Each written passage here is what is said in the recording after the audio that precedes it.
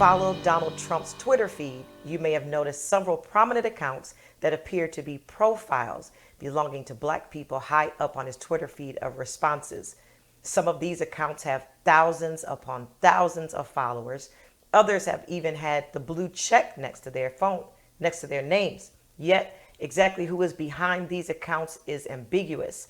The rise of bots in the guise of Black people on social media remains a worrisome issue, especially heading into the 2020 elections. Here to give us more insight on this story is Onyx News contributor Dr. E. Bernard Jordan.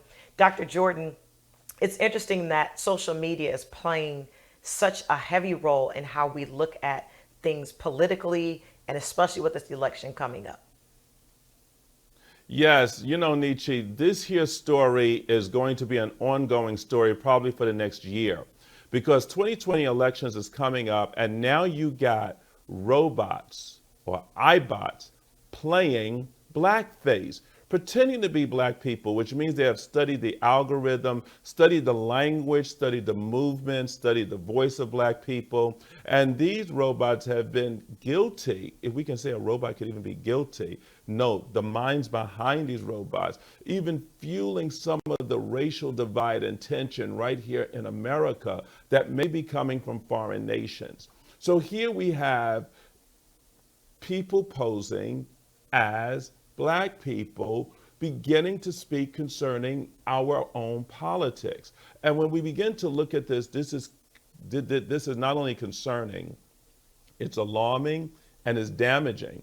A woman wrote a book by the name of Kathy O'Neill saying, weapons of math destruction, which means they're using the mathematical sequence or the equations that are happening in communities and beginning to use that to roll out the predictability of behavior.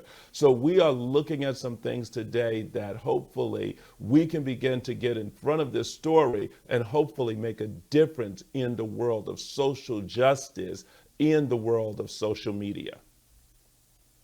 Oftentimes when I look at my news feed, it is clear to me that whenever anything is posted on social media, we take it as absolute truth. It could be a story from 3 years ago, but if it's posted today, we'll take that story without doing any kind of research and run with it. There are some tips that have been suggested, that have been put in place so that we can kind of have a better grip on authentic accounts and on authentic information. What is that? Well, we see something came out of Black Enterprise, and here are some tips. I like to read this. It says, beware of accounts that regularly use stereotypical quotes, unquote, Black language. These accounts typically use language they think Black people use. Check the number of tweets and followers on an account. So here we begin to start looking at, now we've got to begin to become critical thinkers. We've got to ask the question, why didn't they want the slave to be able to read? Because they knew that if the slave read, they could write. If they could write, they could reason. If they could reason, they could think. And if they could begin to think, they can therefore declare, I am.